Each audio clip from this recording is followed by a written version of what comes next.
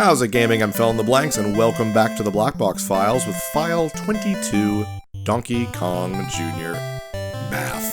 Because even in 1986, Nintendo knew that parents were going to be all like, oh, that Nintendo box machine is just brain rot, you hook it up to the boob tube and you watch your little one's minds drain away with all those high-definition graphics and colors and sounds. Nintendo was all like, no, look, this is super educational. We made one educational game for the Black Box series, which is not a very good game. I really don't even like to call it a game. This is basically just an interactive math activity booklet that you would have gotten in, like, elementary school. And also like a calculator. Let's jump in there. We'll do calculate A. And you'll notice that even though there's no one-player, two-player, this is always a two-player game. You play, first player, plays as Donkey Kong Jr., and you can see over there the pink Donkey Kong Jr., that's actually Donkey Kong Jr.'s long-lost brother, Bonky Bong Jr. No, he has no name. Unlike the Mario Brothers games, Nintendo decided not to make it an actual different character. It's just pink Donkey Kong Jr. It's like the NES's version of Gooigi, I guess.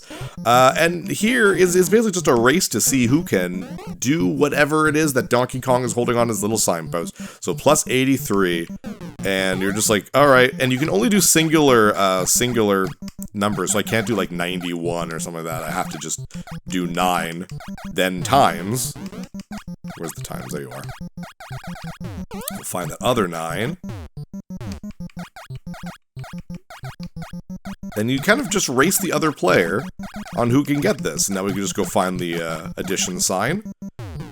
And we'll go plus 2. And then we'll have 1. And whoever wins 5 rounds first... Oh, there's a 2 right there. For the 5 rounds first wins. Yeah. Multiplayer-wise, at least that's kind of fun. Playing by yourself, though, this is sad. This just makes me very sad. But apparently, now that this game has been available on the Switch, kind of Switch NES Online thing, I guess this has gotten somewhat popular as like a competitive game now, which I think is really funny. I love how like literally almost 40 years later, there's some value in it now.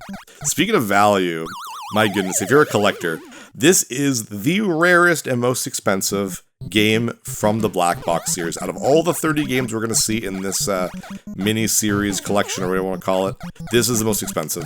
Not so much if you're looking for just a straight cartridge. It is going for about 160 American dollars right now, which, as a collector myself, that's not a small amount, obviously. But as a collector, I've also spent much more on that on very rare games. Now, the rare games that I like to get tend to be games that I at least like playing, because it, unfortunately, being a collector means that sometimes you pay a lot for games that are just not very good. And I try to avoid that as much as possible. But paying a lot to get a good game, usually, you know, that doesn't bother me. I got Bubble Bobble 2 a long time ago, like, for only, like, $200, and, like, that was worth it to me, because that is an extraordinarily rare game. But this is, like, no. I think if I was still actively collecting, if I could find this for 200 Canadian, I'd think that's actually probably a steal, really, because this would probably be about 250 to 280 Canadian. And that doesn't sound like a whole lot, to be honest, if you're just like, whoa, Phil, that's the most expensive game for the Black Box series? It doesn't sound that expensive. That's because if you're looking for just the solo cartridge. If you're looking for a boxed version of this game, it goes for about $3 grand. No thanks. There is a reason that even in my most intense collecting days, I straight up don't collect the boxes unless I'm getting a good deal, because just, it's the game that's important to me. Boxes are cool, that's very neat, but it's not as important to me as just getting the game itself. Did I just times it? Oh no, okay, there we go. Take that, Bonky Bong Jr. There we go, we win, I guess. I don't know. And then if you do calculate B, it's just the same thing, except harder. Plus 316, we started at 100.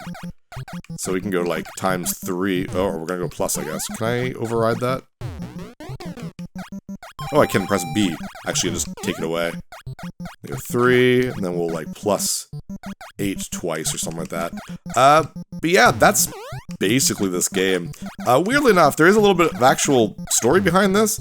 Now, in North America, this is the only black box title that actually has the label of being an educational game, but in Japan, it was actually planned to be one of 3. Now, only 2 actually came out, and one is, of course, Donkey Kong Jr. Math, this game here. There's also, and I don't know the actual name of it, it's like Popeye no... I goes blah, blah, blah. I don't speak Japanese. But it was a game to teach kids on how to speak a little bit of English, which is kind of cool, I guess. I'm not good at fast math here. I'm just gonna brute force it and just minus it a bunch of times. The other game that actually never came out at all in Japan or North America was based on Donkey Kong, how this is based on Donkey Kong Jr., and the Popeye one is based on the Popeye game, used the same graphics and stuff. The other one was based on Donkey Kong, and it was a music teaching game. And I don't know why it never came out. Maybe they saw that these games weren't selling very well. I legit have no idea. I mean, I can't imagine it selling super well. You have all those games that you could choose from, and it's just like, I gotta learn math with Donkey Kong Jr. I just gotta. How else will I learn math? Through study and school? That's ridiculous. I need a baby monkey to help me. I don't know. But they thought it was a thing. And like I said, I 100% believe they only did it to quell parents' kind of criticisms on video games in general. Whether or not it worked, I have no idea. I mean, the Nintendo obviously did very well. I doubt it's because of Donkey Kong Jr. Math. Yep. Not much else to say, really. Just that, I don't know, the one thing I really like about this game that has actually a really good, see, this is taking so long, there's probably an easier way to be doing this, I'm just bad at math on the fly. Oh, there's no 9, oh no! One of the things I like is that it just has a really good little ditty at the title screen. I don't think there's a way to even exit this, to be honest. I'm actually gonna, like, have to hand reset it, actually. Because I don't wanna win this a bunch of times. No, thank you. Can I, like, start select this? I don't know. Oh, you can! That's really funny. The last one is the, exercise, where you have to do 10 of these to keep going select, okay. Oh, select leave, lets me leave. Okay, cool. Let's try that again. Not press B, or select, I mean. Sure. Oh, you press right to select them, okay. Oh, 5 times 4. What is happening here? Move the lock up. And I got it. Oh, does that just give me the answer? Okay, if I want to skip it. Okay, so how does this work? 1 times 8, 8, okay. Oh! Okay, so as I move up the chain. Well, there we go. I'm a genius, clearly. Alright. So yeah, that's this game. So, basically, like I said, this is file 22, the black box files. But at this point, in the release dates of all these NES games, it's not super reliable. Nintendo themselves say that this game came out in 1985, but there's like no proof of that. And there's a lot of proof that it came out in 1986 instead. So I'm actually going by Wikipedia's kind of order of release date. So I think if you see a lot of people doing like this kind of thing where they're talking about the 30 black box titles in order, then you're going to start getting a little bit of a different order. I don't think it really matters in the end, but I'm just going by Wikipedia's. But anyways, that is all for Donkey Kong Jr. Math. I hope this has been educational for you, for whatever reason. Next episode will be a lot funner, and an actual game, because next time we will be staying with Donkey Kong, but without Mario, with File 23, Donkey Kong 3. I'm Phil in the Blanks. See you next level. Hey, thanks for watching. If you liked this episode, click that subscribe button and hit the bell icon to know when the next episode is up. If you want to support my channel, share some videos with some friends and consider supporting me on Patreon.